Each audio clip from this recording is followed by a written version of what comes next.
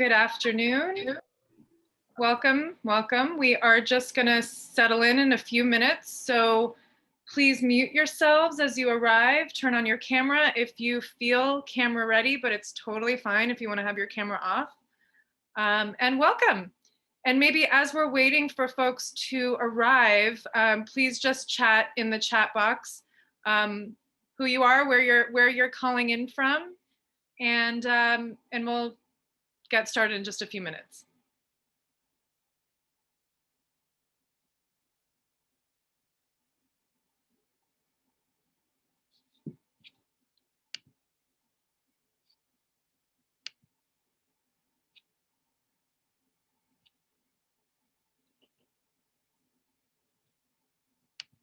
We have a big group today, 365 people registered.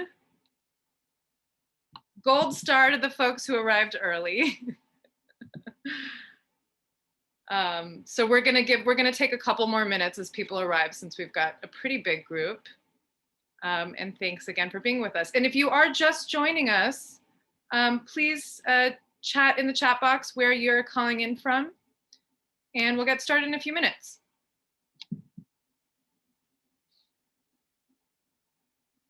Great to see your faces. Totally optional. If you want to have your video on or off, it is totally up to you.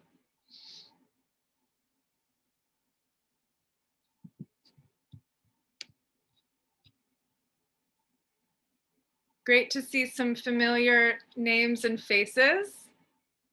We've got some representation from all over the country.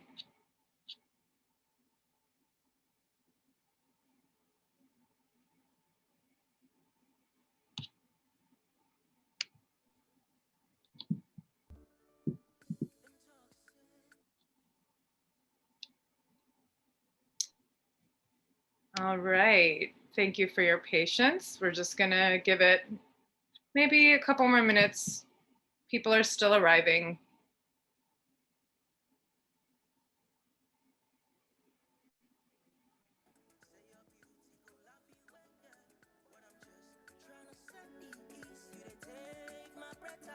Oh, another thing. Oh, thanks, Kate. Thanks for giving us some music. I am curious, maybe just with a show of hands, if you want to raise your hand or give us a little emoji reaction, or if you want to chat in the chat box.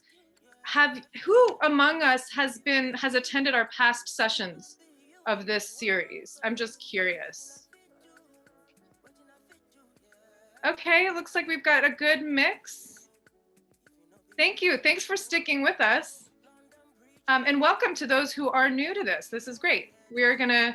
This is a kind of opportunity to really dig into some of the values and dispositions of what it means to be trust-based. So there will be relevance no matter what. If you've had some exposure to these ideas, or if it's your first time, we're hoping you'll be able to take as much or as much that you can take away from it that makes sense for you, depending on where you are in your journey.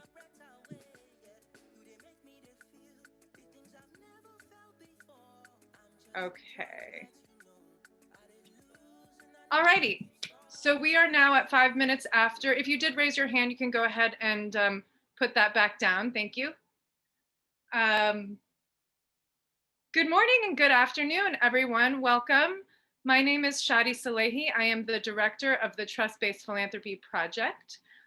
We are really thrilled today to be presenting the third, the third in this series on the ethos of being trust-based. I know we have some people in the room that are new to trust-based philanthropy, so I want to just start us off by giving a little bit of kind of refresh and introduction on what trust-based philanthropy is. We're going to talk a little bit about what this series is and today's discussion, but we invite you throughout today's session, which will run for 90 minutes, to chat questions in the chat box, comments if things are resonating for you. We know there's a lot of collective wisdom in this group, so there's a lot of expertise here. So if you have your own experiences and insights you'd like to share, please do. That really adds to our collective learning as a community. But before I jump into it all, we are still living in really strange and crazy times, juggling a lot with climate crisis hitting a big chunk of our country yet again.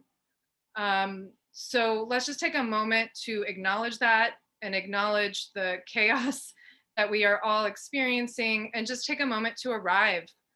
So if you will join me for a little breathing exercise, if you feel comfortable closing your eyes, and and take a comfortable seat, feet on the ground if that's comfortable. Maybe you're sitting cross-legged, whatever feels right to you. And just close your eyes and breathe out the stale air.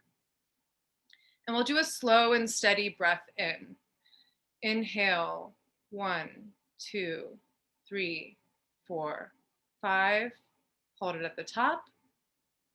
Exhale, 1, 2, 3, 4, 5. Let's do that one more time. Inhale, 1, 2, 3, 4, 5. Hold it. Maybe take one more sip of air, and then exhale it all the way out. Release. Maybe shake it out a little bit. Okay, thank you. Welcome. And for those who did raise your hands, unless you have a question, you can put your hand back down. If you do have a question, you can chat it in the chat box. Welcome, everybody. Thank you. So again, my name is Shadi Salehi. I am the director of the Trust-Based Philanthropy Project. We have a stellar lineup of speakers today. For those of you who are new to trust-based philanthropy, I wanted to offer a little bit of context on what trust-based philanthropy is. I'm going to show a couple of brief slides.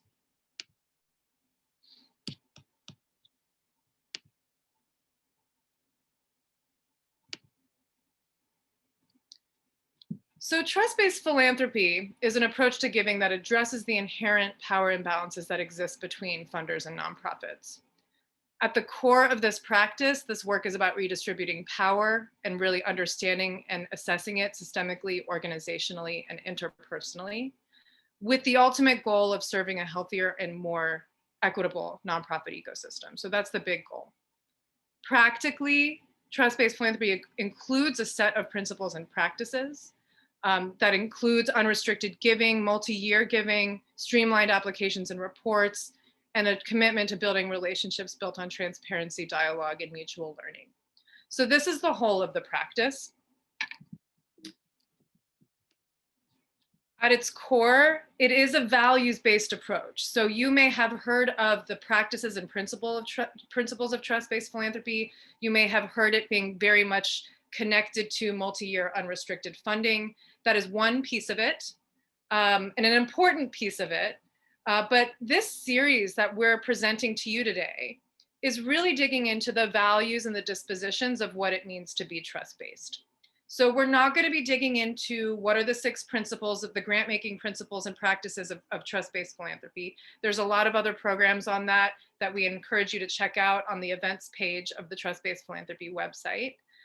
This particular series, which we have forged in collaboration with Philanthropy California, which includes Northern California grant makers, Southern California grant makers, and San Diego grant makers, as well as GEO. This is a collaborative effort to bring programming that really unpacks the values and dispositions of what it means to be trust-based. So you can see on your screen some of these values that we will be speaking to. Lead with trust, center relationships, collaborate with humility and curiosity, redistribute power, work for systemic equity. These are the values that drive all of the work. And we like to think of this work as part of an ecosystem. And what that means is we can't do the work that we do without the relationships. The relationships become a core part of this work. It's the currency that we do, that we bring and need in order to achieve our goals as funders, as nonprofit leaders, as communities. So when we look at relationships at the crux of all of this, how can we embody these values in those relationships? How can we bring power awareness in those relationships? And how do those relationships show up on an individual level and or interpersonal level, organizationally? So this series that we're presenting to you, and this is the third of the series, but again, you can jump in and out at any point. We're unpacking some of what that means. We're calling it the ethos of being trust-based. And in each session of this series, we're going to be examining the various layers of work and values that you have to unpack at an individual level, on an interpersonal level, organizationally, systemically. And so today we're here to really talk about what does it look like to build trust internally in your organization? Because this work can't be done well externally if you're not addressing what's happening at home. For those of you who joined us for the previous session, that one was focused on interpersonal skill building. And we talked a lot about what are the ways that you can show up in a way that can build trust interpersonally. We talked about, active and generative listening, approaching relationships with curiosity, genuine curiosity and openness, a willingness to listen and learn, showing up as a whole human being, things that maybe sound like common sense, but dispositions that don't necessarily get celebrated in our culture.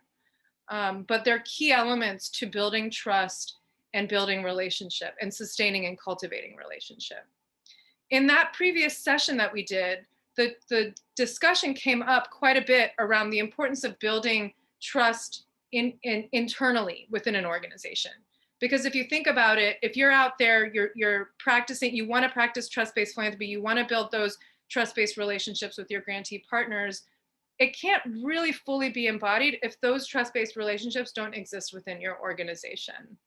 So that's what we're here to talk about today. What does it look like to build that trust internally? What are some practices that can really genuinely help and cultivate and sustain that kind of trust? And what are some practices to avoid that might actually threaten or break down some of that internal trust? So we've got a stellar panel of speakers. We've got Chris Murchison with us again, this time as an expert on interorganizational culture. So we'll be happy to bring some of that in. But with that, I'm going to hand it over to our lovely moderator, Cameron Green from Southern California Grantmakers. And take it away, Cameron. Thank you so much, Shadi, and good morning, everybody. It's really great to see you all, and I do hope that you're doing well in this moment.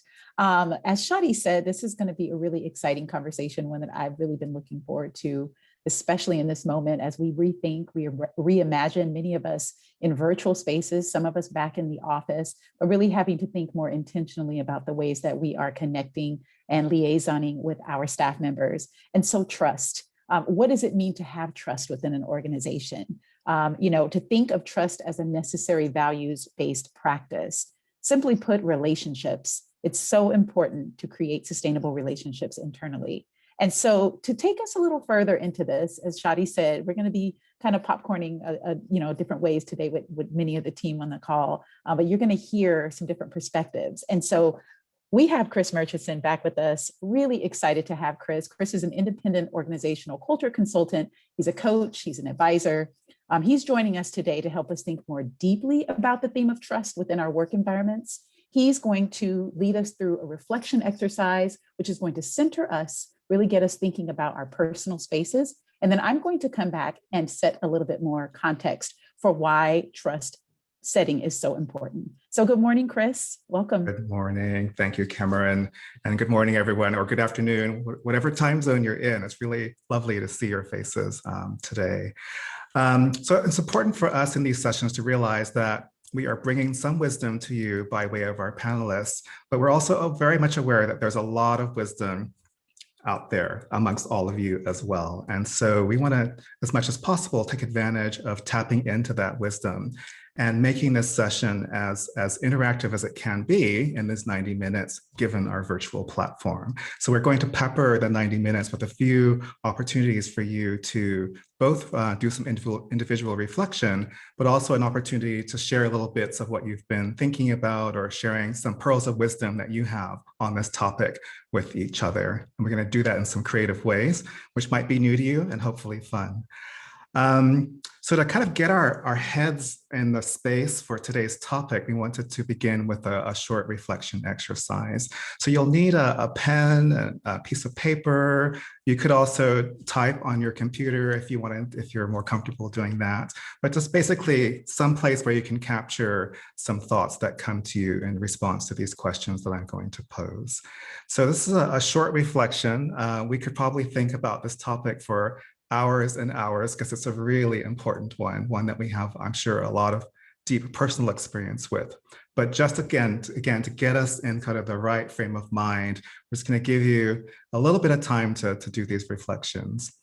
So what I'd love you to do is to bring to mind a moment at work where you felt a lot of trust within the team that you belonged to. So think of a team that you were a part of where it just felt you just had an immense and really great sense of trust with your teammates.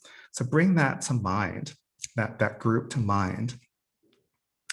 And with that group in mind, there are two things we'd like you to write about. So the first is, what created that trust? Like, what was it that built up that sense of trust that you experienced in that team? And then the second question is, what would disrupt that trust? Like, what could possibly have happened that would have broken that trust?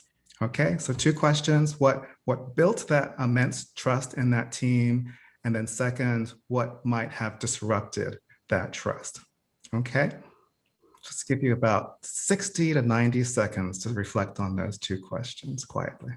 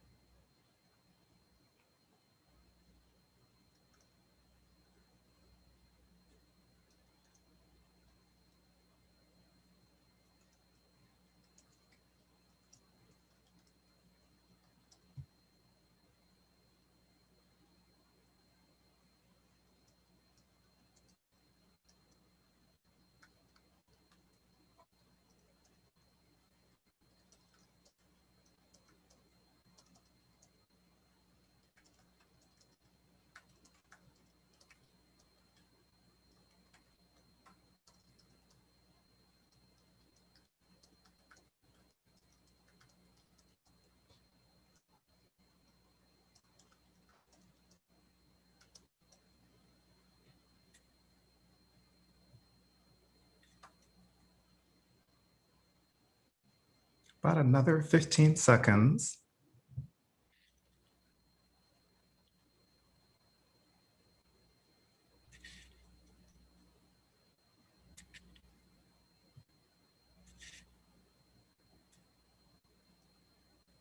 And if you could begin to wrap up your last thought.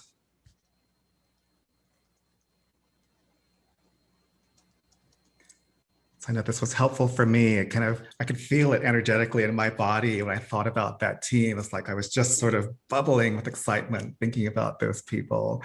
And then it was actually interesting to kind of think about, God, what would have broken that trust? And some certain things certainly came to mind. So hopefully that gets your head in the space for our conversation today. And I'll pass the baton back over to Cameron. I love that, Chris. Thank you so much. It's really good. I think, like you said, thinking through that personal experience, and this will really lend itself as we get ready to be introduced to our fantastic panelists. What are some experiences that really excited us, right? That led to productivity. And then what are some experiences that were not so great, maybe within work environments that left room for opportunity? And so I love that you teed it up in that way. And so yes, trust is rooted in values and culture. And as Shadi mentioned in today's program, we're going to examine the word trust, but not about how you do core trust-based practices and building sustainable relationships with your grantees, which is extremely imperative, right? We know that's a very important conversation. Today is more of a values conversation, really about how we can build organizational culture where values lead. Okay, so holding on to that word, where our values lead. This is essential work that we know is required on the journey of truly being a trust-based organization. So I love this deeper dive that we're going to be talking about today. Chris, do you have any thoughts about why trust building is important in some organizations, or any notes about some research that you have cultivated that might lend itself here? You have 2 hours. There's so much research that's been done on trust in organizations. Very, very powerful. One that I'm really drawn to is this idea, especially in philanthropy, this idea that it's important to have integrity between what we say we are doing in the outside world. So kind of the values, for example, that we're putting into action with our grantees or other groups we're working with out there in the world. And having integrity and alignment between that and how we experience those same values inside of our organizations. And so I've seen organizations where internally they're a mess. I mean, they're full of conflict and strife and suffering and all manner of challenges. But then on the outside, when you look at their websites or you kind of look at their values, they look shiny and everything looks beautiful. And so I think, people are not blind. They can feel, I think, the lack of integrity or alignment between those two things. I think it's not lost on the people that we interact with.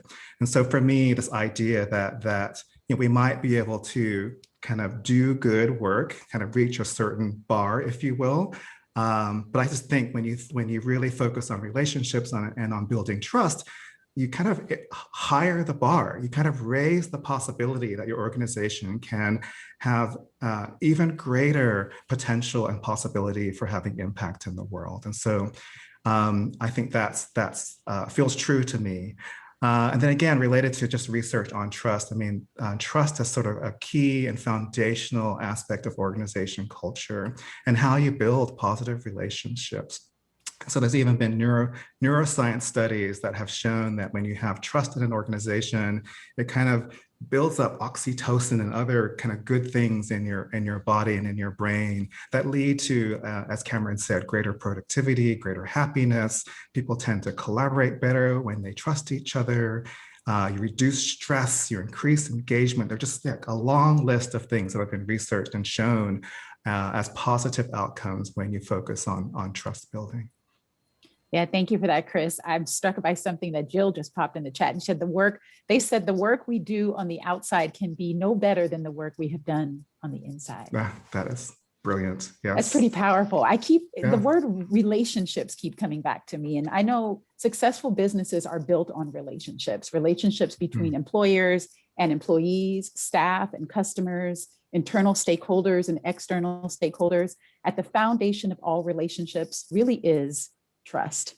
And so to take us even deeper and to give us some reflections, I want to introduce you today to our incredible panel. I am very excited about these three individuals joining us, all different perspectives, but I'm sure you'll be able to glean something really great from what they have to contribute. And so it is my pleasure to join me in welcoming, if you would, Shauna Scoffery, the Executive Director of the Roy and Patricia Disney Family Foundation, Salome Lema, the Executive Director of Thousand Currents, and Brenda Solórzano, the Chief Executive Officer from the Headwaters Foundation. I want to pause and give our panelists a minute to introduce themselves, share their role, their organization, maybe a little bit about their organization, the size of the org, the size of their board, and any other relevant experience that they want to offer up. So let's begin with Shawn. Good morning, Shawn, and thanks for joining us, or good afternoon, wherever you all are. Good morning and afternoon and evening and all that. Shauna Scruffy, the Executive Director of the Roy and Patricia Disney Family Foundation. We are a modest-sized family foundation, about 140 million plus in assets. Just 4 staff people. Plus, we typically will have a fellow or two. I created a fellowship opportunity for someone who was formerly incarcerated. Since we do some criminal justice reform funding, as well as environmental justice and affordable housing preservation. We're a small but mighty team. Our board, we have 2 boards. Our fiduciary board is 7 people, mostly family members and a longtime finance officer and longtime family attorney. And then we have a member board, which fluctuates between 15 and 19 family members that meet on a quarterly basis. I'll pass it over to Brenda. Thanks, Shawn. Hello, everyone. It's really a pleasure to be with all of you today. I'm Brenda Solórzano, the CEO of the Headwaters Foundation. We're a relatively new health conversion foundation. We've been grant making for about 2 years, and we have about $100 million endowment. Our main areas are focused on social determinants of health and empowering communities to find the solutions to those challenges that exist among their communities. Our board is made up of 9 individuals that have sort of the typical foundation board's membership that you would see at most foundations. And our staff is, we're a total of 8. And we have been from the very beginning built from the ground up as a trust-based foundation. I have the privilege of being the founding CEO, and so had an opportunity to start with a blank slate and really reimagine what a trust-based foundation could look like, and an opportunity to build that at Headwaters, and really looking forward to sharing a little bit more about that experience. And with that, I'll pass it to Salome. Thank you, Brenda. Thank you, Brenda, and hello, everyone. It's so good to be in this conversation with you today. My name is Salome Lemma, Executive Director at Thousand Currents. We are a public foundation, which means we raise money to give money, and we've been around for 35 years as an organization. We support grassroots organizations and social movements around the world. And I would say since the very beginning, ideas and ideals and practices of mutual trust, mutual learning, and mutual accountability have been a core part of our DNA, both as value, culture, and practice as an organization. We have a board comprised of 9 people and a staff of about 20 right now. And we are a majority Black and POC-led organization at the staff and board level. Thank you so much, Salome. I want to kick off just this leading question and really go back to kind of what Chris teed up in the reflection exercise. Shawn, what does trust in the workplace mean to you? And you can think about it from your perspective as an ED, but you can also take it to maybe some other experience that you had within your professional tenure. What does trust in the workplace mean to you? Well, so it's always a work in progress, right? So for me, it's about constantly listening, constantly hearing, and believing, right? And building that sort of culture within an institution. When I joined RPDFF about 3 years ago now, it was a very different type of foundation. We were just transactional. We didn't build relationships at all with our partners. We actually didn't view them as partners. They were just grantees. And part about building trust inside is, like the person said earlier about doing the work inside as much as we do work outside. We had to do so much work inside and changing our culture and really diving into our values. We believe in social justice, so we had to change how we were operating, creating a more transparent environment.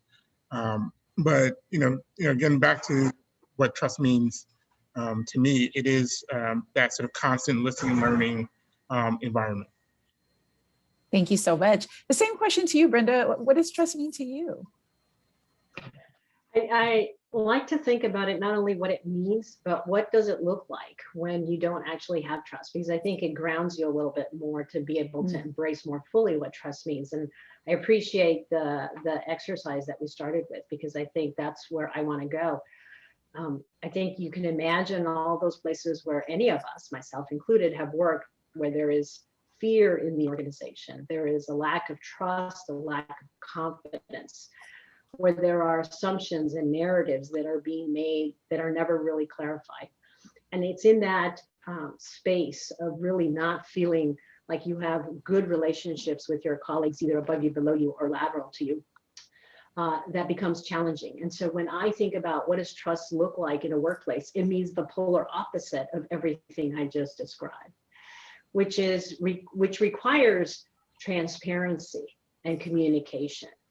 The ability to have radical conversations, radical candor conversations, where people can say what they need to say, ask the questions that they need to ask without the fear of having some kind of retribution as a result of having those conversations.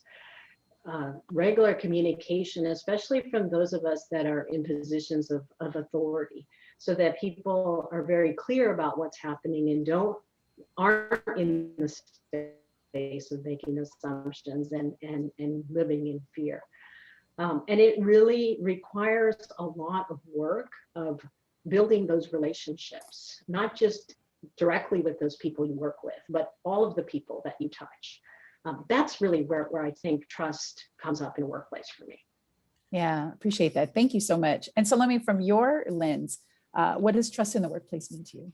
Yeah, it's very similar. You know, it's a way of being, doing, and thinking, right? In other words, to me, it's a value, a practice, and a process that allows us to show up in right relationship with each other and with our partners in philanthropy. And, you know, it is, I think it is about walking the talk, right? Where rhetoric and value align with culture, practice, and experience. And so to me, it also means the workplace, and as an ED, cultivating a workplace where that centers authenticity, where people are able to show up whole and as themselves. A workplace where there is clarity, right? Clarity builds trust. If we're aligned on clear on vision, purpose, strategy, and direction, and so on, because it is often confusion. It's often miscommunication or lack of clarity that creates distrust, right? People fill a void in communications with distrust. It also means for me coherence. And coherence in terms of how we show up as leaders and as colleagues, where what we say and what we do are consistent. And coherence requires integrity, reliability, and accountability. And lastly, it means care, right?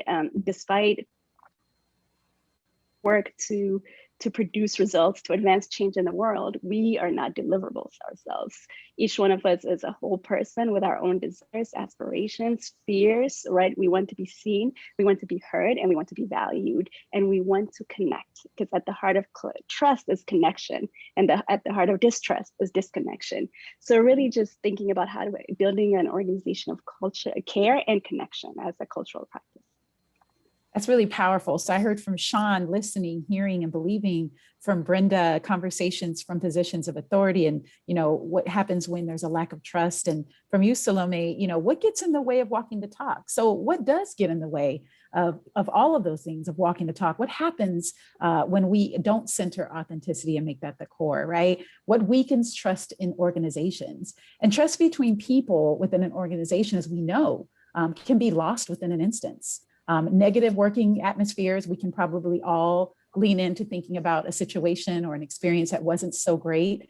Negative working atmospheres create highly stressful and undesirable environments for everyone, right? This can lead to employees, you know, withholding their skills and talents, lack of productivity.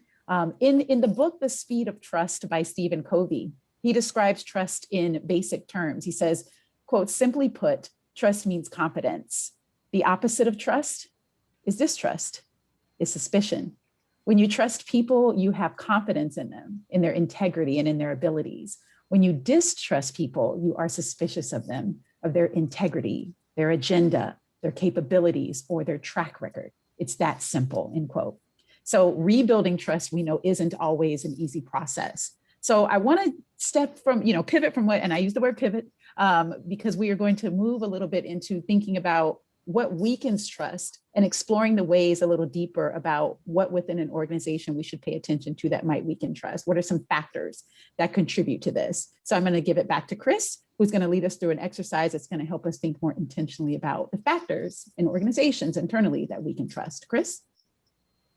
Thank you, Cameron. So we began our reflections with thinking about the things that build trust and the things that disrupt trust. So we're going to kind of focus in for a moment on those things that disrupt trust. And we're going to do this by way of an exercise called a chat waterfall. So I don't know if any of you have experienced this, but it's this opportunity where I'm going to ask you a question and you'll put in your response into the chat, but don't press the send button until I tell you to. So basically, when I tell you to press send, you're going to get this waterfall of comments in the chat. It's going to stream by you as if you're being washed over with all of these comments.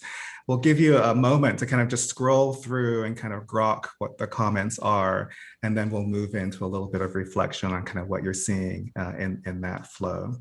So if you could think again to this idea of, and this is again building off of what you reflected on earlier in terms of what might disrupt trust in a team that you've belonged to. But yeah, what more? So think a little bit more about what else would really challenge trust or weaken trust in an organization. So just give you a few moments to think about that. And then go ahead and type in a response into the chat, but do not yet press the send button. Okay, so just pop a thought, a reflection into the chat, and then just wait, just hold it. Don't press send yet. Let's give you about 15 seconds to capture that thought in the chat.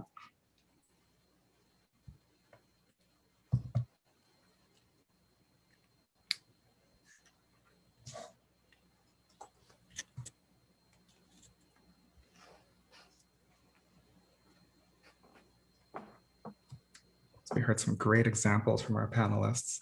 Hopefully that inspires your own reflection.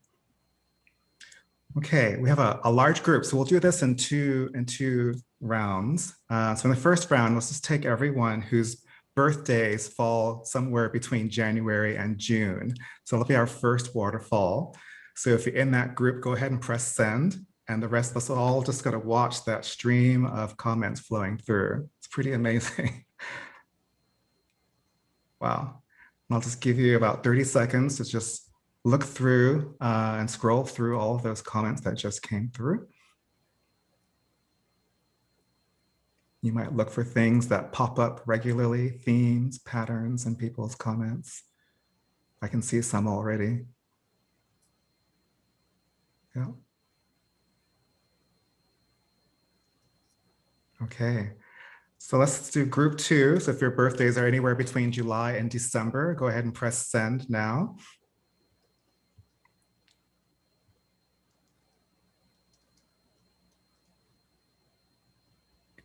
Amazing. Definitely some themes here. Great, so let's just do some quick reflection. So just gonna give you about 60 seconds to just privately reflect on the things you're seeing in the chat. So again, any themes, any surprises, any things that maybe amplify your own thoughts or experiences, just write for a moment, do a little bit of sense making about what you're seeing in the chat from everyone on the call today. About 60 seconds.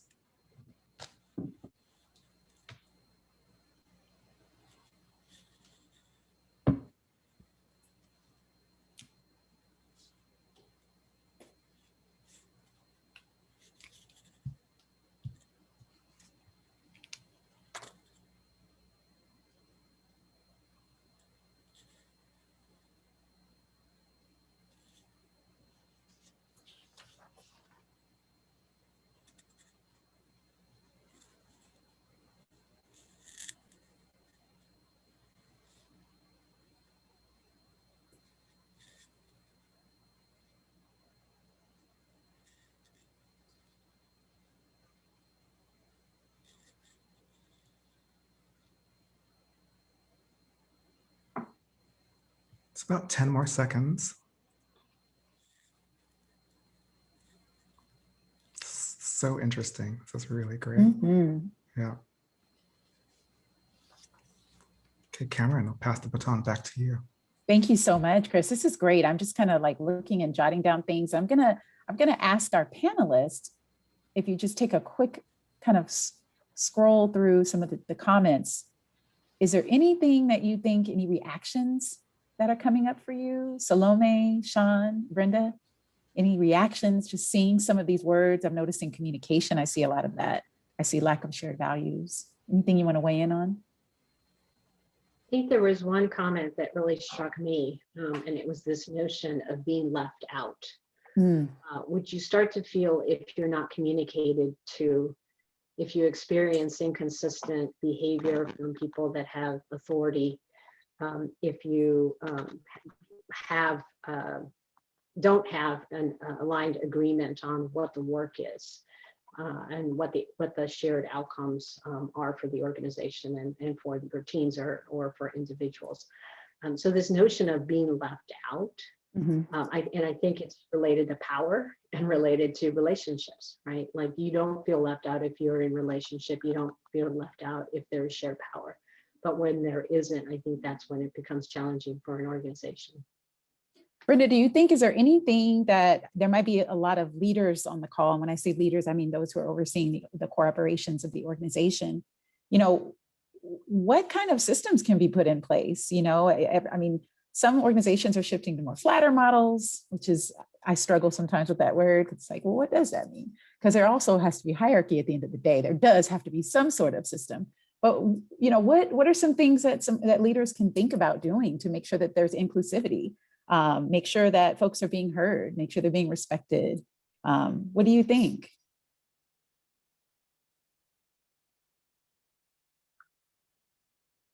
I think that that's a real challenge that I don't have the magic bullet to give to everybody, but what I can share with you is a little bit of what I think about as a leader in trying to create a space where people actually feel like we're in a trusting relationship.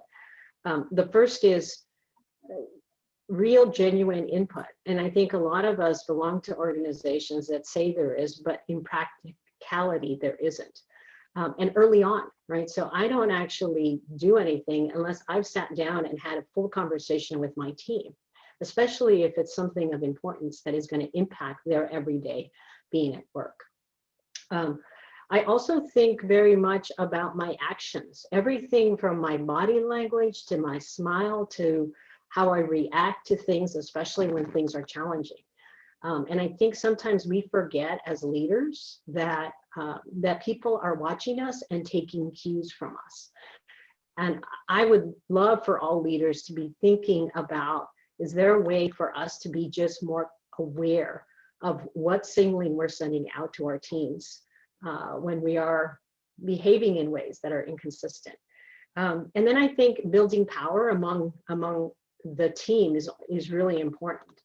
You know, I've worked with lots of people who feel like they are giving me power and really don't, because then they change whatever it is that I was doing or second guess me. And so an opportunity to really create opportunity for people to have power, I think is really important. Yeah, it's great. Thank you for that. Shawn, any reactions to some of the words that have popped into the waterfall?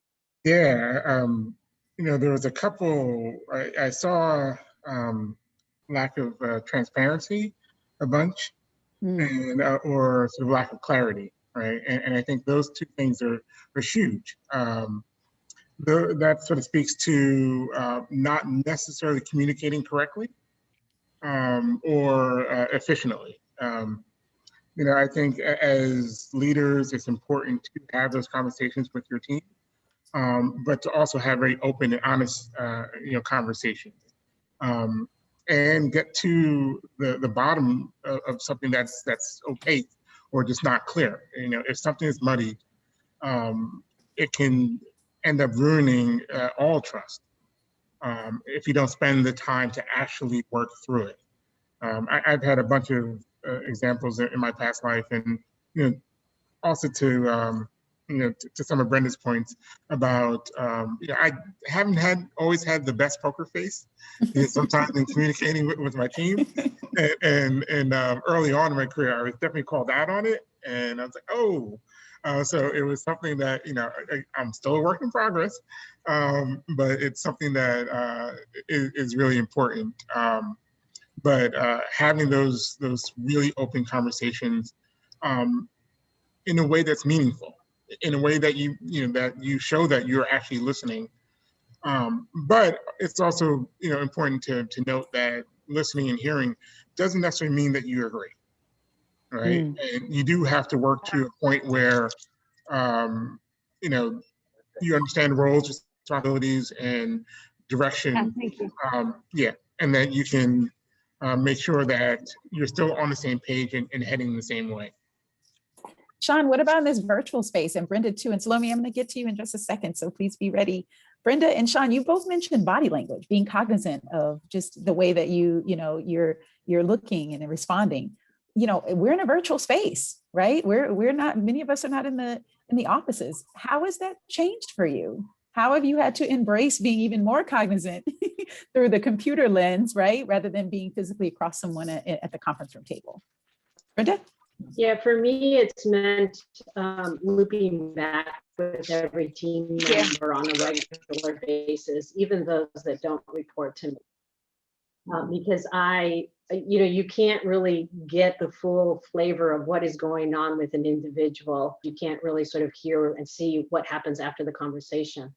So I have decided that in this time, I loop back after every major conversation that we're having as a team with every team member. And I know that's easier because I have a smaller organization. But I think you can set it up in a way, if you're a large organization where leaders of groups or individuals have that responsibility to go back and check in with folks. Because if you don't, then I think you don't have any other way to really be cognizant of how your body language or your leadership or your decisions are impacting people via a virtual workspace. Thank you for that. And Shawn, I'm going to go to you to comment on that as well, because you mentioned a poker face, and I see Betsy put in the chat. Can you speak? Can you speak more? Yeah. So can you elaborate on that poker face? Yeah, and probably poker face was probably the wrong analogy, but it is sort of sometimes reacting too quickly without fully hearing, right? And your facial expressions are like, you can express discomfort, disgust, confusion, with very small, movements of the face, as opposed to engaging, listening, learning, trying to understand. And I think there were times when, in the past where I was very quick to react, and you could see it. And I think on virtual, it's definitely a little bit, it's heightened. You can see those little things. And you don't have the time to have the immediate sit down and continued conversation. That's been a huge challenge. I do think it is important, if there is sort of confusion or not the degree of transparency, that you have the conversation, like the follow-up conversation, and you don't let things fester. But so the poker face was probably the wrong thing, but it's just making sure that you're just not immediately reacting without sitting back and hearing and learning and understanding. Thank you for that. And Salome, any reactions to some of the chat waterfall themes that bubbled up to the surface? Yes, I mean, all of it resonated. I was nodding my head as everything came through. So yes. And I think, there are two things I'm thinking of. One, around this idea of consistency. As a leader of an organization, I often think about the big ways in which I can fail trust, but it's often broken in the small ways that I'm not mindful of or paying attention to. I may not be intentional about. One example is, we were going through a restructure or thinking about restructure, and I've had conversations with people about it, and I've mentioned it once, and I thought that was enough. Right? We've talked about it. I've mentioned it. It's enough. Let's move forward. But it's actually about consistent flow of information and feedback and checking it. Right? And even when my intentions are in the right place. And the second thing that resonated from what I read was this idea of fear, in the fact that trust is really rooted in safety and people feeling safe. Right? And there are ways in which workplaces we can intentionally or unintentionally weaponize vulnerability if we're asking people to show up as whole, right? Weaponize power around decision making and so on, and weaponize feedback as well. So how do we actually create workplaces that feel safe enough for people to show up authentic and to communicate their needs with us as clearly as they can? Early on in my career, one of my first experiences was giving feedback to a direct supervisor, and having an immediate reaction that let me know that it wasn't safe to do so. And I shut down for a while, for months after that, right? So how do we actually really intentionally build safety in how we show up, how we communicate, and the ways in which we show care? Absolutely. Appreciate all of you for your comments and your thoughts. We've talked a little bit about what weakens trust. I do want to segue into what supports trust within organizations, right? So the other side of the coin. And trust in the workplace really has been emerging as one of the most popular topics, especially since the pandemic. Trust has come up. According to the Edelman Trust Barometer, a survey of 33,000 people in 28 countries, this is what was said: 1 in 3 people don't trust their employer. 1 in 3 people don't trust their employer. So how do we successfully build trust in the workplace when teams are geographically dispersed, right? Or when we're totally virtual, when we're dealing with, as the last program talked about, how we can center ourselves, right, and take care of ourselves first.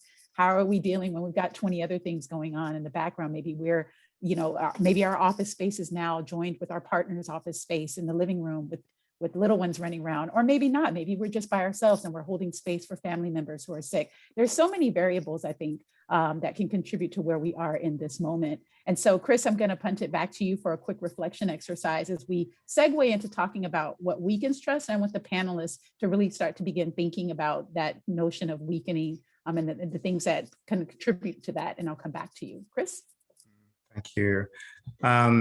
If I may, I'd love to call out a couple of things as well that I heard in terms of what weakens trust. So there are so many great comments. It'd be great to save the chat if we can do that from the session, actually. But I was just really struck by the theme of communications. And I can certainly see that in relationship, how we communicate with each other is a core practice, right? And so are we communicating honestly? Are we communicating vulnerably? Are we kind of being mindful that we're not asking people to be vulnerable? I love that comment, Salome, that sometimes we can ask people to be vulnerable, but then we don't hold that in a way that helps people feel actually safe, that they have shared and it's okay, and I'm not going to feel any regret from doing that.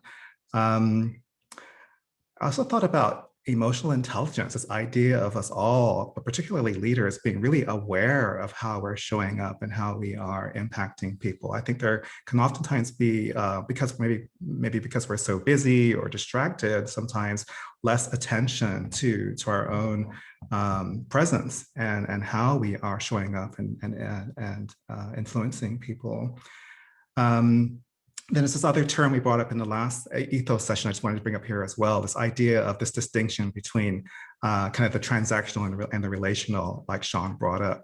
There's another kind of way that you might think about that, which is cognitive trust and affective trust, which is a psychological term I learned about recently. But it was interesting to me that there are things that we can do on the cognitive side that might be a little bit more transactional, like, do you meet your deadlines? Do you get your grants out on time? Do you respond to my email? Like, all of those transactional things can build up a certain kind of trust, or if not done well, they can break down a certain kind of trust. But I think a lot of what the panelists are mentioning is kind of beyond the cognitive. There's this affective trust. Do I feel safe with you? Can I be vulnerable with you? Can I trust you with my own sense of honesty, et cetera? So I just thought that's kind of an interesting distinction as well. But yeah, let's shift the gears and think a little bit now about what can we concretely do? What have we seen being done in organizations that kind of flips that? What kind of brings a greater sense of trust and safety within our organizations? And so again, we're just going to begin with a quick reflection exercise, and then we're going to ask you to respond to a poll, but in a fun way. Those poll results are going to populate a word cloud. But so before we get to the word cloud, let's just give you a little bit of time to think about this question. So again, this relates back to the initial reflection that we did in terms of what was it within that team that you thought about that really established that sense of trust. So I want to bring you back to that question, but if you could think about that even more concretely. So what in that team did your colleagues specifically do that established trust with you? So was it something that they said or did, or kind of just what was it? What were those actions that really left you with this feeling that you could deeply trust that group of people? So let's give you, again, about 60 seconds to reflect on that question, and then we'll come back into a quick word cloud.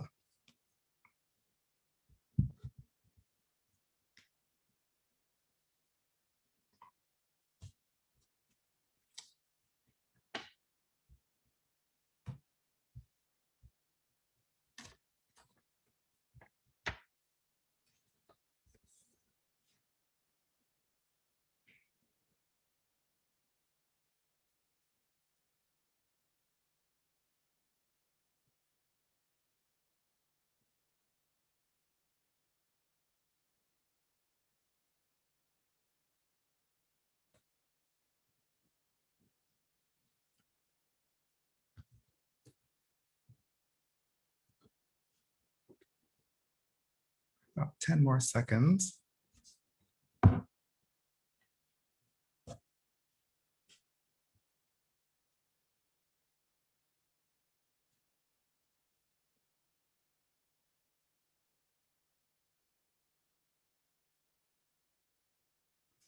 Great. If you could finish up your last thought.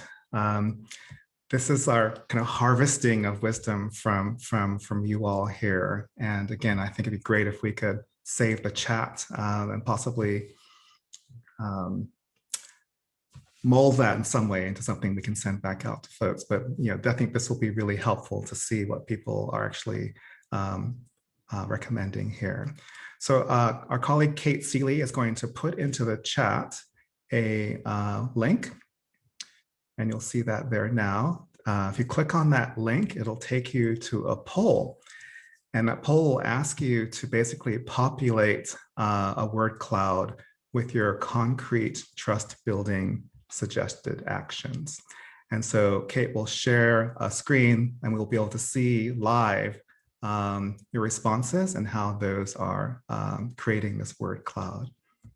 So Kate, can you bring up that slide?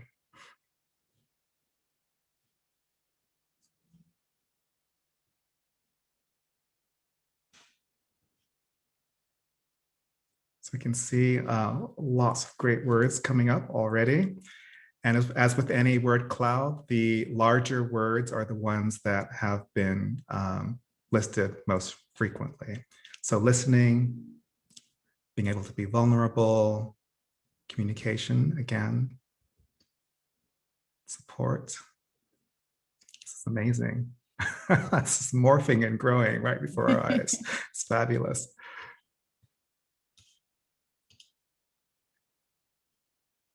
Listening still, yeah, listen and listening, big ones, absolutely. Vulnerability, transparency, again, communicate, a lot of communications here.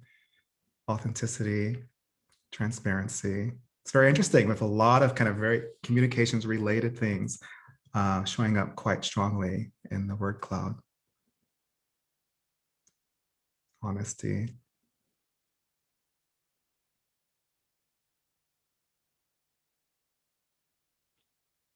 Amazing. This is really great. So again, a lot of communications related things in the largest words here. So honesty, transparency, listening, and certainly a core part of communicating. Listening and inquiry, I think together are kind of core elements of communicating well. Vulnerability, the kind of feeling safe enough to be able to share things that are really on your mind. I've been in many organizations where there can oftentimes be a lot of quietness and you don't know what people are thinking.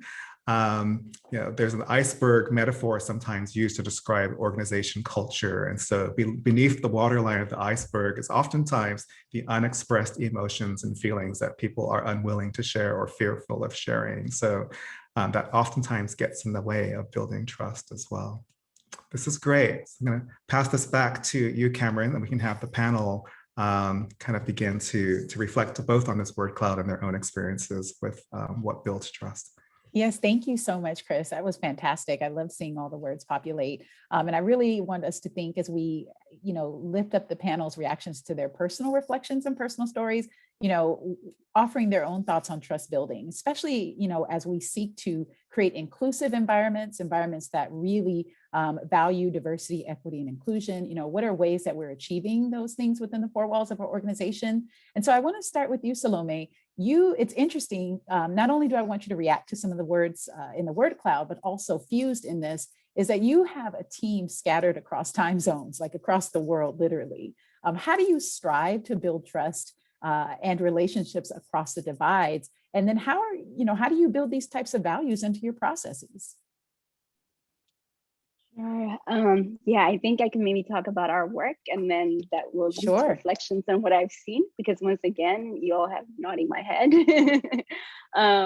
And so, yeah, Thousand Currents is global and we've been virtual and remote fully for about 3 years now. The pandemic has obviously deepened the level of remote and virtual connections and work that's needed, but it's a journey we started a little bit before that.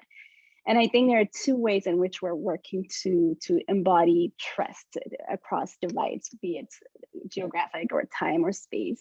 One is creating space for connection, right? So being really intentional about how we are creating a nurturing space for our staff to connect with one another. That includes, of course, taking all of our retreats to virtual retreats for now. That used to be online retreats, and means coffee hours and creative working sessions that are self-organized by staff and at times led by senior management. We've got a senior management team corner at staff meetings that we created in response to an ask or a need for communications to be able to provide a consistent flow of communications to staff. And I personally also hold bi-monthly office hours that are just open. Anybody can show up, and then try to check in with each staff members one-on-one twice a year, although the pandemic has made it once a year. So one is kind of that space for connection. And within that, I would also say the trust begins before somebody walks through the board. So it's through the interview process. How do we show up? How do we embody those values and how we talk to people? And then how do we onboard them? And doing onboarding processes that aren't just functionally focused, but that are actually really organized around the passing of culture and values to new staff members. So that's kind of the creating connections area. In terms of how we're operationalizing it, I can give one example. We have a remote work culture guide that all staff receive when they sign up, and that we review regularly. And that guide is organized around how do we as an organization operationalize trust, respect, love, and forgiveness. So respect, it touches on things like showing up on time, making space for one another as a global team and a global organization, and so on. There are many more examples to that. Trust is about just kind of a culture of flexibility and adaptability, not controlling hours and minutes, about distributing leadership and decision-making. Our strategies and budgets are created from the bottom up. Individuals and team creates theirs, and then it filters up to an organizational strategy and an organizational budget. So just kind of really showing people that we trust them. And then love is how do we practice care for each other, right? How do we work? How do we try to operate from a place of connection? So that's kind of part of our work guide. And lastly, forgiveness, right? How do we create space for owning our mistakes, receiving and giving feedback, understanding that we will fail each other and we may hurt each other, yet we will take responsibility for that and we will work for its release as well. So that's one example in which we're trying to embed trust into our organization as a value, but also an operation. So I think I will stop now because I think that touches on the comments that resonated. Please finish your thoughts, please. Oh no, I think I'm done. I think that's why I was so happy to see the word cloud, and that this is our way of trying to embody and represent listening, communications, and vulnerability, and create a structure around it. I think part of the challenge is how do we build structures where people feel supported and feel like it's an organizational priority. Wow, that's powerful. And I love that you used words like forgiveness and love. I mean, you're inviting folks to learning how to own their mistakes and creating space for respectability. I love that. Brenda, you built your organization as trust-based from the beginning, right? Even including it as part of your description. What did your work entail to build that trust internally with your board? We haven't talked about boards, but I want to talk about that. And Shawn, I'm coming to you next about boards as well. But not only with your board, Brenda, but with your staff, between your staff and your board, what steps did you take? And I got a little wind of something called a cycle or circle of trust that's been pretty brilliant that I'd love for you to bring up as well, if you'd like to touch on that. Yeah, I love to talk about the circle of trust idea. And I'll start by saying that, it's really a blessing for me to be able to build an organization from the beginning. And the way it really worked was we sat around and we didn't start by what work are we going to do, what strategy we're going to have, how are we going to do our grant making. It was really personal storytelling about why they were there, why the board was there, and why the staff was there. And sharing, kind of going back into your childhood and sharing how you landed in the space of wanting to do the work with our partners at Headwaters.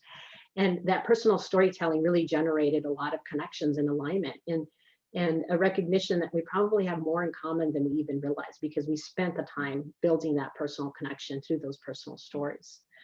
And then we built a series of board norms and staff norms. The board built theirs through, I kind of led the facilitated discussion coming out of the personal storytelling, and the staff built theirs. So it wasn't my vision or the board's vision, it was really staff's vision for what kind of organization do they want to be a part of.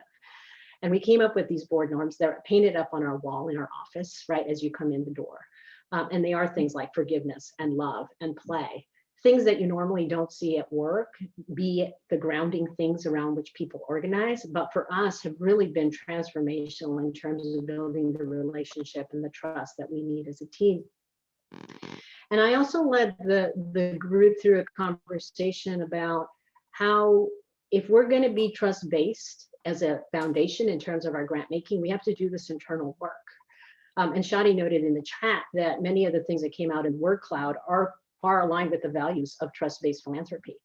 And so I reminded the board and the staff that we need to really be thinking about not only how we build trust into our grant making, but internally.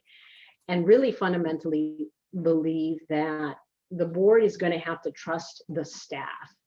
The staff is going to have to trust the grantees. The grantees are going to have to trust the board. And only when you have that full circle of trust throughout the organization can you really be a trust-based foundation. Now, we're not perfect. We're not there yet. We've had broken trust of that circle, and it's challenging and hard. But the thing that we have done is we have made a commitment to that circle of trust and have created ways for us to name when that trust is broken in that circle, and had conversations for us to work through that. And one of the things that I'll tell you is that as my staff has engaged in this work, we've realized that all of us carry all of this, kind of baggage that we picked up from working at a lot of not trusting places or not trusting bosses. And we bring that to the table. And only when we create a space where we can unpack that and kind of have a different vision for what does it mean to be in a trust-based organization can you really get there. And so there's had to be ongoing communication and training for our staff and for our board, because it's an ongoing process. And in that circle, at any moment, the trust can be broken. And we have to do the repair work, the forgiveness work, to be able to get back to that full circle of trust. Thank you so much, Brenda. That's powerful. Shawn, you stepped into a non-family, you're a non-family executive director, right? So you stepped into a family foundation with family board members. You've had to navigate that. What has been your process, right? What has your process been for you to build trust with your board? Because you've done some incredible work helping them to come along. Yeah, well, so we are very much a work in progress. But the first thing I had to do was introduce myself to each family member, have one-on-one conversations with them and get to know them, and allow them to get to know me. I was an open book. I said, ask me any questions you want. Let's talk about from politics to sports to New York versus LA. New York is best, but just having these sort of conversations, and it wasn't just a one-time thing. I routinely check in. I'm on a text thread with each member. I can just send them a text and say, hey, check out this. I created it's called Shawn's Corner on our board portal of all my favorite podcasts, and I gave them a summer reading list, a movie list, and things that will allow them to learn about the work in every which way. But I had to move from an institution that was completely transactional and a traditional family foundation, meaning that we funded what family members wanted, that were sort of loosely aligned with what were our areas of work, which means we funded everything and anything. So I sort of unwound that process, right? I started with a conversation about our values, reinforce what those are, name them, put them on our website, and then went into the process about whether or not our program guidelines were actually where we were as a foundation, right? What do we really care about, and how should we operate? I then went and met every single organization we were funding, and had a completely open and transparent conversation with them. I told groups that, the only reason why you have a grant is because you knew a family member. Mm. Right? We had that conversation. And, I had to explain that, we're going in a different direction. We've done our research and our homework, and we've looked at communities that have been historically neglected, and we're sending our work there. And then it's about, me building trust within LA. So I'm out and about in all the communities and, trying to go to community meetings, any event, but not as, Shauna Scruffy, the person who works at a foundation, but as myself. So, I'm dancing with a grandma in the middle of Wall Heights, not wearing a Disney hat, but just as a person who happens to like tacos and, and being a part of a taco festival. But that shows community members and the nonprofits that we're supporting and partnering with that, hey, he's just a regular person who's actually here on a weekend, on a weeknight, on whatever time of day, and not expecting to be catered to, not expecting to be shown shown around or anything like that. I'm just here as a part of of the crowd, and I think the board saw that too. All these things got back to the board. The closeout conversation and my transparency, talking to people that knew individual family members, and they then say, going back to the family members, saying that was the best breakup I ever had. It sort of just speaks to, focusing on transparency and making sure that you're clear about, the directions that you're heading and the why you're heading those ways. I love that. And not only, Shawn, did it show your board that you're human, but I think it showed your team, right? Your staff. And to me, that really helps them understand that not only are you leading, but you're embodying the values that you're trying to translate. And with the team, it's also listening to cues, especially during COVID time. There was a point where, I felt something was off, and I hand delivered lunch to all my staff. I just, I called them up, say, hey, where you at? What are you doing? And I brought them lunch, all right, wow, to each person. We had an earthquake. I sent them all, earthquake emergency kit bags, so that everyone has. So it was like those little small things. And then when we were really down, I suggested that we actually do a staff retreat in person, during COVID time. To get away from LA, we rented a really nice house in Palm Springs. Everyone had their own room, own bathroom. All the meetings were outside, socially distanced. We all took tests, but that helped to rebuild morale. I love that. Well, time flies when you're truly having fun. I do want to make sure that we get to just a few questions. And Shadi, I'm going to punt it back to you. If there are any questions that have populated in the chat that you want to lift up, that would be amazing. And Chris, if you have any intel that you'd like to add, any provocative tidbits around relational reserves or trust building that you feel you want to lean into as well. Thank you, Cameron. And thank you all for all these fabulous insights. I'm learning so much hearing from you all. One question that I'm seeing is one of how do you balance as leaders the responsibility of building trust internally and building culture and doing your jobs as leaders of foundations? How do you find that balance? What's the work there? How do you navigate that? And maybe, I know Brenda, we've talked about this quite a bit. I'm wondering if you wanted to offer some thoughts and we can go to the other panelists. Yes, I want to talk about this because I think that I like to think about it not versus, but doing the trust work is the work. And if you don't actually do that work, then you can't do the rest of the work in a way that's trust-based. And I often have shared when I've been talking to Shadi that I spend about 25% of my time doing culture work. That's my job. That's my job in order to make sure that my team and the board are in an environment where they actually feel like they are trusted.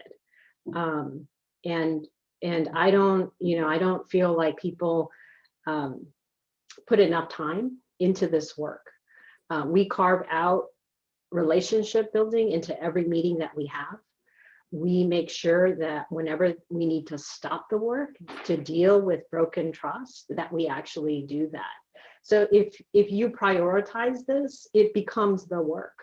It's not in place of the work. And then the rest of the work becomes a lot easier because you're not distracted by all of the things that are created when you are not in a trusting environment. Those are great insights, Brenda. Just really embedding some of these ideas into the ongoing practices so it's part and parcel of what you do. Shawn and Salome, any additional insights you'd like to offer there? I saw you nodding a lot, Shawn.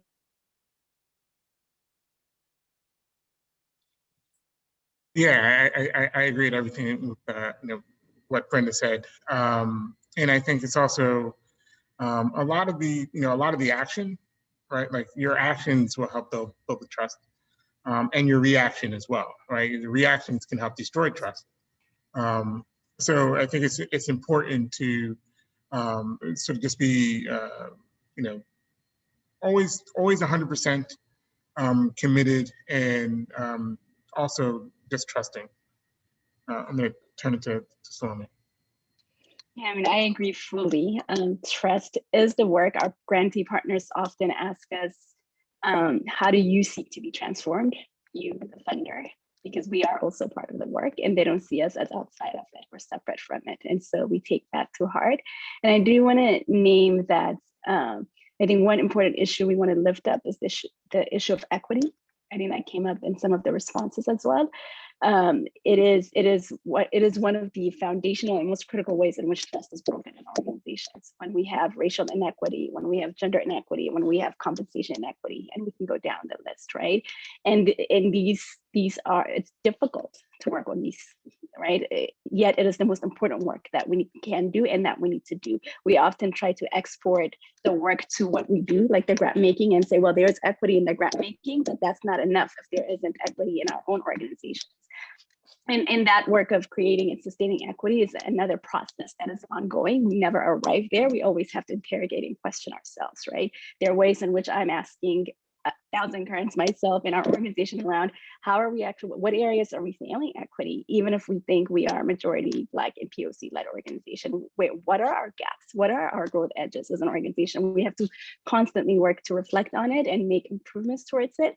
And in one area of discomfort is compensation equity. I think that is probably one of the most pervasive ways in which trust is broken in organizations, right? Because we're uncomfortable talking about money and engaging money. And so I think I don't want to get too much into it because I know we don't have much time, but I do want to say we advance trust when we can actually name and work on and publicly hold ourselves accountable to the issues in areas that give us discomfort and lean into the discomfort. Wow, thank you, Salome. I was just nodding and just loving everything you just said. Chris, I'm going to hand it back to you to offer some insights to wrap us up. Yeah, I would a big +1 to what Salome just said. And that takes real skill. And I think that takes intention on an organization's part to build those skills so that people can have more honest and vulnerable conversations. It reminds me again of that kind of iceberg model of organization culture. Like, how do you really, lower that waterline and sort of create the space where people feel comfortable raising questions, disagreeing, able to forgive, call ourselves out, call people in to be able to sort of do that with love and respect, and so that we all grow and learn together. That's hard work. And a lot of organizations aren't creating the competence to do that work together. There are a couple of resources that come to mind that I just wanted to also throw into the session here. One is less a resource and just more an old saying. I don't know where this comes from. Maybe it's because I'm an older person, but it's like once burned, twice shy. And that kept coming up for me around people's sort of vulnerability around sharing or fear around sharing, that if you've had a bad experience with trust in the past in a prior organization with a prior leader, and been burned, I think it does make us hesitant and bashful to sort of be vulnerable again. And so I think being able to hold that reality that that people may, well, actually not may, probably people very likely have had situations in the past that have been hard or challenging. And so just honoring that suffering is likely in the room. And so how do we as colleagues and leaders sort of just be cognizant of that and respectful of that and compassionate as we support people in shifting into greater experiences of trust. I love this idea of connection. I think, in relationships, I mean, there's sort of this bundle of things that kind of create the equation, if you will, of trust. And I think connection is definitely a part of that equation. I have a colleague at the University of Michigan, Jane Dutton, who does a lot of research around what she calls high quality connections. And so to me, there is a distinction. Like I've been in organizations where the connections have felt a little more transactional. I mean, pleasant, but transactional. And I think there is a higher level, a higher quality of connection that I think Brenda is talking about, for example, which is, it's deep, it's deeper. People feel a stronger sense of connection. They feel like you are known and you want to know your colleagues, not just what they do in their role, but kind of who they are as human beings, how they show up, what's their background, what are they sensitive to, how can I support you? That's the kind of connection that many organizations don't have. And I think a practice of building those kinds of connections goes a long way in terms of building a trust-based organization. This relates to a term that I also love, which is relational reserves. And so I think when you spend time and intention kind of building trust, building relationships, you kind of are investing in this kind of reserve, if you want to think about it from a financial kind of lingo, but you're kind of investing in like an account, a trust account, if you will, a trusting account, trustworthiness account. And so when you do that, I think you're able to weather better organizational challenges that come up. And so when you have the big conflict down the road, which is usually inevitable in any organization, but when disagreements, challenges, conflict arises, if you have invested enough in that reserve, you're sort of better able to be resilient and to sort of be able to be more compassionate and forgiving if you've built those relationships to begin with. And so I think that's just really helpful to think about. And then the final thing I'll say is, in terms of practices, there's this wonderful organization called Organization Unbound. Some of you may be familiar with them. They're based out of South Africa, but they have done a lot of research in talking about this idea of integrity between what we do in the outside world and how we experience that internally in our organizations. And so part of their practice that they recommend is a practice called inscaping. So it's really a beautiful practice of connection, essentially, is sort of these structured conversations that are pretty much inviting people to talk about how they personally experience the organization's values, how they see those showing up or not showing up, who are they as full human beings in the workplace, and how do you begin to kind of understand each other and to connect with more and higher quality. So we'll send out an article that describes that practice, but it's really, I think, beautiful and a nice tool to have in our toolkits. Thank you so much, Chris. From the panelists, just to land the plane, I'm going to ask for a 30-second reaction from each of you. What is one piece of advice that you'd like to lift up from this conversation today? We've heard so much really great advice, so many different kinds of things that we can think have ways that we can apply to our organizations. But 30 seconds of one really important thing you wish to leave our participants with. Let's begin with Salome, and then we'll go to Shawn and then Brenda. Start from where you are. Shawn? I would say just accept that this is all a work in progress, that listening takes time, hearing takes even more time.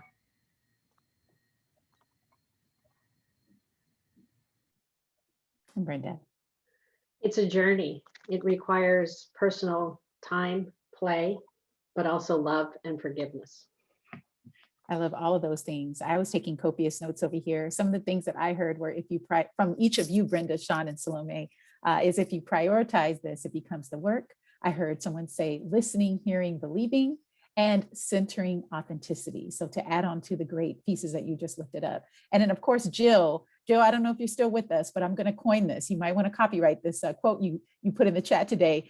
You said the work we do on the outside can be no better than the work we have done on the inside. And to me, that really embodies this conversation today. I want to thank Shawn, Brenda, and Salome, and Chris, and of course, Shadi and Kate, for all of your support, your contributions to this fantastic conversation today. I appreciate each and every one of you. And I'm going to hand it back to Shadi now, who will close us out. Thank you again, everyone, for leaning in, and have a good day. Shadi? Wow, thank you. Thank you to you, Cameron, for the fabulous moderation today. Thank you to our brilliant speakers, so many insights, so many great things that I've learned today. So thank you. And thank you for all of you for sticking with us for 90 minutes. This has just been so incredible. A couple things I popped into the chat box. We have a survey. Please let us know what you thought. We continue to take your feedback and apply them to future sessions. Tell us what you liked, tell us what you want more of. We want to factor all of that in. And I'd also love to plug the next session on Tuesday, March 30th. It's called Correcting and Confronting Historical Power Imbalances. So we're going to be looking at some of the points that Salome was raising around equity and how that shows up, and how that can break down, how a lack of equity in your culture can break down trust. So we're going to be unpacking that. And we have a fabulous set of speakers for that session. It's Tuesday, March 30th. I popped the link into the chat box. Please register, tell everyone. It's open to anyone who wants to attend. And that's it. Thank you for being with us. We appreciate you. We're going to send out the recording, all the articles and links that were mentioned, and a link to register for the next session and our survey. So thanks for being with us, and we look forward to seeing you on the next session. Thanks again, everybody. Have a good week. Take care, everyone.